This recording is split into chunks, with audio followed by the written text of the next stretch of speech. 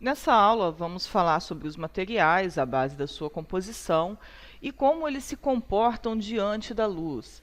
E nós vamos começar pelo shader, que é a base da criação dos materiais. O shader é que determina todas as cores de uma superfície. Quando nós estamos simulando o material de um objeto, nós precisamos de alguns parâmetros para que esse material seja visível, como a cor, o brilho e a área de sombra, que são esses três principais parâmetros e são conhecidos como raios primários. Os shaders eles definem a forma como o material vai tratar a luz que incidir na superfície do objeto e vai adicionando ou modificando recursos do material padrão para oferecer aquele resultado final que você precisa. Por isso, o shader tem relação direta com a iluminação e, devido a esse fato, nós chamamos esses parâmetros de raios, que são os raios primários. Além disso, é o shader que define todas as cores de uma superfície e é ele que vai determinar as principais características do tipo de material que está sendo aplicado, como, por exemplo, o tipo de brilho, a rugosidade, transparência e outras características que nós veremos.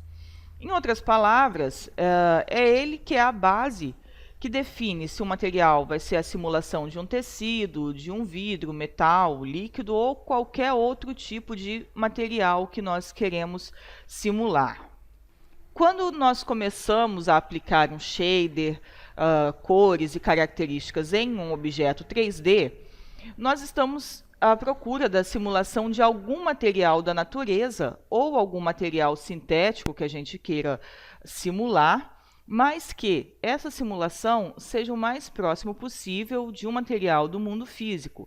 E é aí que nós começamos a chamar essa simulação de material. E o material é um aglomerado de propriedades que a gente coloca em um shader e aplica em um objeto, como, por exemplo, a simulação de um material de madeira, de vidro ou de metal, que vamos pegar um determinado shader e fazer a aplicação de texturas, brilho e simular cada um desses materiais para que eles sejam vistos como seriam vistos no mundo real.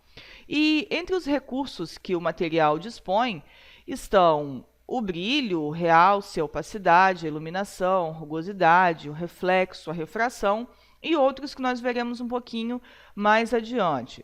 E essa gama de recursos está baseada no shader escolhido para nós utilizarmos no material. E dependendo do shader, esses recursos mudam ou outros são adicionados. E esses recursos nós chamamos de canais. Nós veremos um pouquinho como funciona cada um desses canais e nós vamos começar vendo o canal Diffuse. O Diffuse dita a cor principal do nosso material, onde nós podemos colocar uma cor sólida, um bitmap ou um mapa procedural. Além disso, o Diffuse é o canal mais simples que nós temos dentro de um shader e ele representa também a reflexão da luz difusa.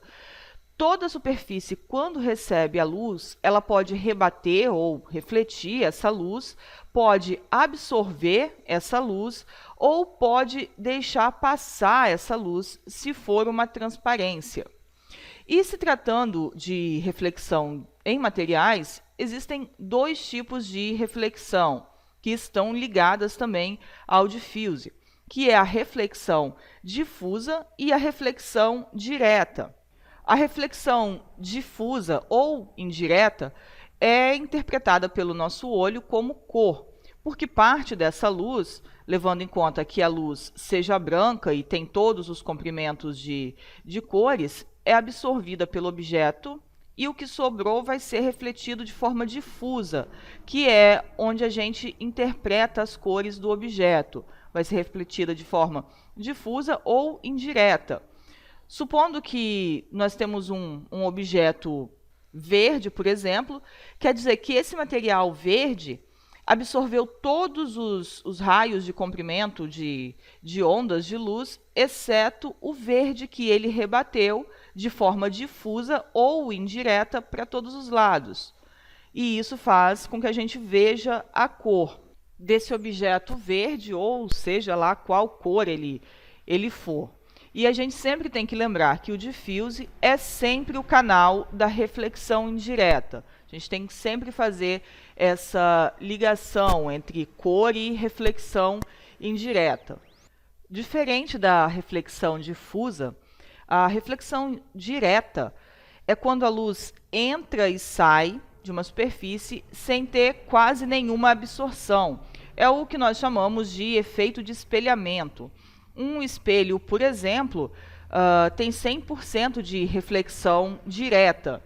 Uma regra básica da reflexão direta diz que todo raio de entrada vai ter o mesmo ângulo do raio de saída. Então, se um raio de luz incide numa superfície, esse ângulo de incidência vai ser o mesmo, só que do lado oposto na saída.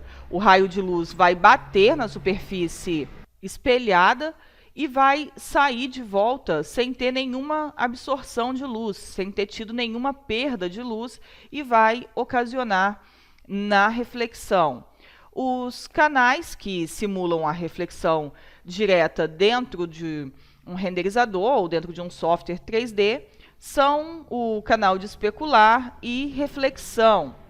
O canal de especular ou specular é a reflexão direta da fonte luminosa, da nossa fonte de luz, e levando em conta que essa fonte luminosa seja invisível, por exemplo, eu tenho uma luz vinda de uma lâmpada ou uma luz vinda do sol, essa reflexão seria simplesmente o posicionamento de um brilho mais branco espalhado em cima da superfície brilhosa, como a gente vê nas imagens. Nós não temos uma reflexão da fonte de luz, do objeto lâmpada, por exemplo, nesse tipo de reflexão especular. Nós só temos essas manchas brancas que representam essa reflexão especular. E depois nós temos o canal da reflexão mesmo, que é o canal de espelhamento de todos os objetos que tem na cena. Ele vai refletir tudo que tiver ao redor dele, exceto as fontes luminosas que não são visíveis, exceto a fonte da luz. Por exemplo, ele pode até refletir o objeto lâmpada ou um abajur, mas a fonte de luz ele não vai refletir se ela não estiver aparecendo. Ela não aparece nesse tipo de reflexão. Já as fontes luminosas visíveis, igual eu disse, se nós temos um abajur, ali ele está refletindo luz, ele vai aparecer tanto no specular, ou especular, em português, quanto na reflexão direta, que é o reflexo mesmo, o espelhamento. Um pouquinho mais adiante nós vamos ver como isso funciona na prática, e é muito importante você entender bem essa simulação do especular e da reflexão. É, na verdade, essencial, porque isso aí é que vai definir qual tipo de material que nós estamos simulando. Porque pensando que as cores dos objetos são apenas cores e não tem muita variação, e lembrando que quando nós estamos falando de cor na criação de materiais, nós estamos falando das cores sólidas, azul, branco, vermelho, verde, dos mapas de bitmap, que são as texturas que a gente coloca, e dos mapas procedurais, que são aqueles mapas de cálculos matemáticos. Então, se você, por exemplo, pegar a cor de um granito, somente uma textura de granito, para representar uma bancada que seja de pedra polida ou um adesivo que imite esse granito, ou uma pintura de madeira, de parede que simule esse granito, os efeitos não vão ser diferenciados. Você vai ter sempre a mesma coisa, porque a diferença real entre a simulação dos materiais, ou até, na verdade, a diferença real dos materiais no mundo físico, é a forma como ele vai refletir a luz. Por isso essa ligação tão estreita entre material e iluminação. Você pode ver que um granito polido mesmo, uma chapa, uma bancada de granito, vai refletir muito mais luz do que um adesivo, por exemplo, de adesivo de granito, uma imitação de granito, e também do que uma pintura de parede, simulando um granito. É na reflexão dos materiais é que nós vamos ter essa diferença aí. Porque a gente vai pensar o seguinte, uma superfície, quanto mais polida, vai ter menos imperfeições, ela vai ser bem lisa. E, por isso, ela vai ter mais reflexão direta do que numa superfície rugosa. Mas a superfície rugosa, como você vê essas representaçõezinhas abaixo, também tem reflexão direta. Porém, essa reflexão direta ela não segue um ângulo único de reflexão. Ou, em outras palavras, ela não segue um padrão ali ordenado. Ela vai para um lado, vai para o outro. Essas reflexões e rebatências aí de raios. E isso aí vai dar um desfoque de reflexão nesse objeto quando nós estamos olhando principalmente de longe. E esse efeito de desfoque nós chamamos de glossing. Então, sempre que nós estamos simulando esse efeito de glossing, estamos simulando um material que tem um pouco mais de porosidade ou um pouco mais de rugosidade. Ele não é um material tão polido quanto uma superfície de vidro ou de uma lataria de carro, por exemplo, que praticamente não vai ter glossing, não vai ter desfoque. Diferente de um material de madeira que vai ter algum brilho, como a gente vê aqui, ou algum plástico utilizado em um objeto como um mouse de computador, por exemplo.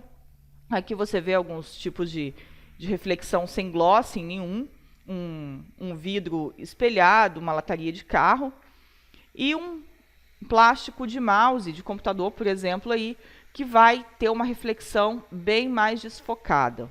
No objeto, a área que não recebe nenhuma luz é chamada de ambient, e nós temos muito pouco controle dela dentro do renderizador.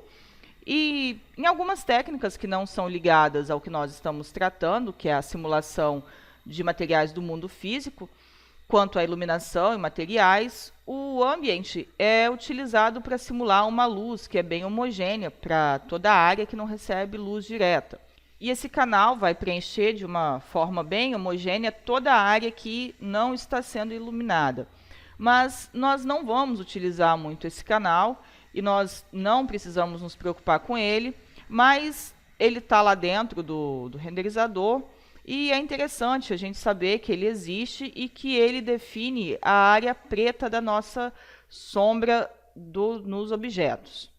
Além dos 3 canais de raios primários de cor, brilho e área de sombra que nós vimos antes, os shaders ainda possuem outros canais com outras propriedades. E todas essas outras propriedades são consideradas raios secundários. Os principais são a refração, a incandescência, também conhecido como self-illumination, e a translucência. E todos esses canais ajudam na criação de um material bem mais complexo e mais realista. A refração, o canal de refração é o canal que simula a transparência dos objetos, seja em superfícies lisas e brilhantes, como o vidro, ou rugosas como o tecido, rugosas e difusas, né, sem nenhum brilho, como o tecido, por exemplo. No canal de refração, nós adicionamos um índice de refração que também é muito conhecido por IOR. E esse índice de refração controla e simula a mudança da velocidade da luz de um meio para o outro. Isso aí significa que se a luz está viajando pelo ar, ela vai ter uma velocidade diferente quando ela passar pelo meio desse objeto transparente, seja o meio de um vidro ou qualquer outro tipo de superfície transparente. Quando ela entra nessa superfície transparente, ela vai mudar a velocidade e quando ela sair, vai retornar para o ar e vai voltar a ter a mesma velocidade. Para cada tipo de material transparente, existe um valor determinado e que também é universal para calcular essa dispersão da luz com relação ao objeto. Você vai ter aí, para você baixar, uma tabela, ela vai estar em inglês, com todos os valores de IOR para cada tipo de material existente. Tem água, álcool, vidro, pedras preciosas, vários materiais aí, você vai poder calcular isso direitinho. A gente vai ver como fazer isso aí na prática.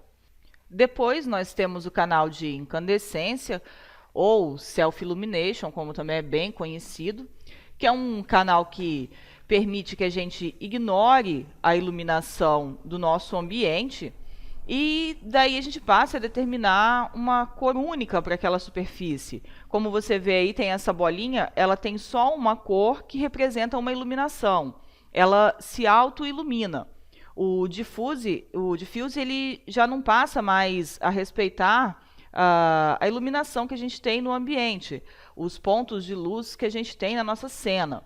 E aí, se você habilita esse canal, ele vira um self-illumination, ou uma autoiluminação, que aí você vê, ele vira uma cor chapada, e mesmo fora da iluminação geral do ambiente, mesmo que a gente apagar todas as luzes da nossa cena, ele vai continuar aparecendo ali, bem destacado, mostrando que ali tem um objeto que se auto-ilumina. Esse canal ele é muito usado para nós fazermos simulação, né, de objetos ou de alguma área que emite luz. Nós vamos usar bastante para fazer iluminação de TV, alguns pontos de LED, qualquer tipo de objeto assim, que tenha uma relação direta com iluminação, lava em vulcão, essas coisas desse tipo assim que simulam que ele tenha uma luz própria por exemplo, aquelas bolas de jardim, a gente usa bastante para fazer em modelagem arquitetônica. A gente vai usar bastante esse canal aí, que é o Self-Illumination, que é o canal de incandescência. Depois ainda nós temos a translucência, o canal de translucência. Nos renderizadores vai estar ali como Translucent, que vai fazer com que a luz, a gente vai habilitar esse canal aí, e ele vai fazer com que a luz passe de um lado para o outro do objeto, ou de uma superfície qualquer. Uma folha de papel aí, a gente pode utilizar dentro de modelagem arquitetônica para fazer essas pedras que são translúcidas, igual dessa cuba aí. A gente não pode confundir translucência com transparência.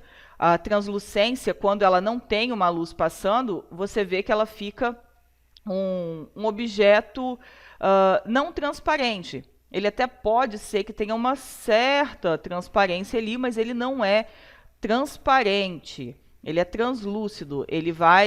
A luz vai passar nele quando a gente vai ver essa transparência nele aí, na verdade, quando a gente tiver uma luz passando. Nessas fotos a gente vê, se nós apagarmos as luzes dessas luminárias, elas vão ficar branquinhas ali. Essa cuba de pedra translúcida também é a mesma coisa. Esse canal é muito interessante para a gente utilizar em várias situações. É bem interessante.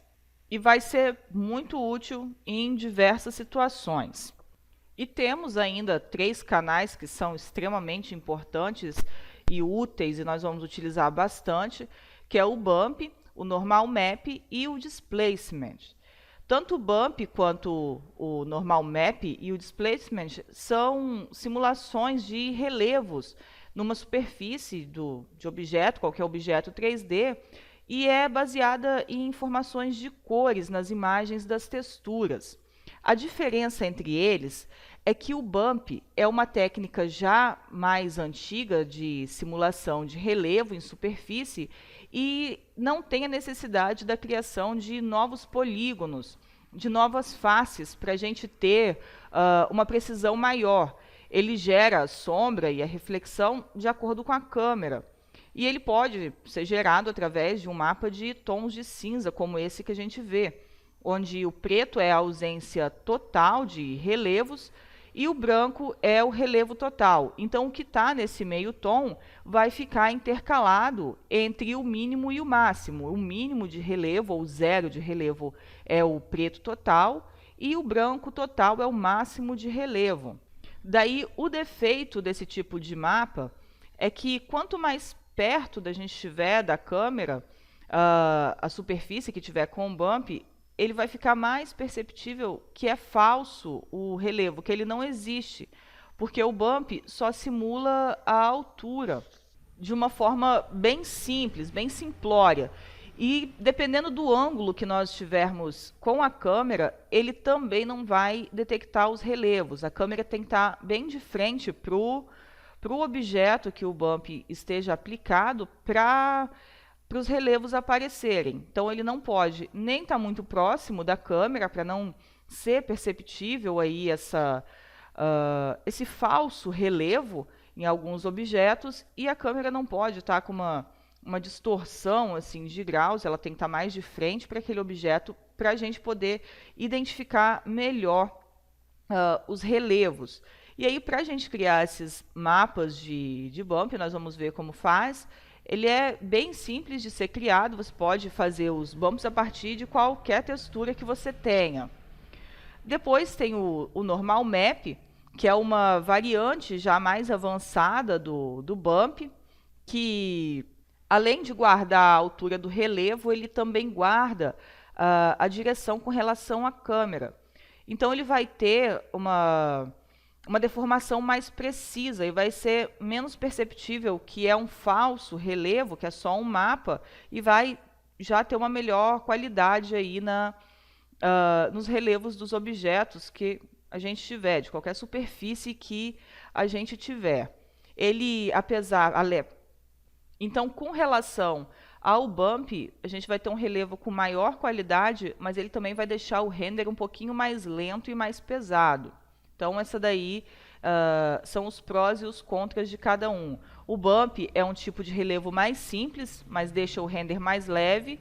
O Normal Map, ele é um pouco mais complexo, mas ele já deixa o render um pouquinho mais pesado, mas é bem melhor do que o bump já.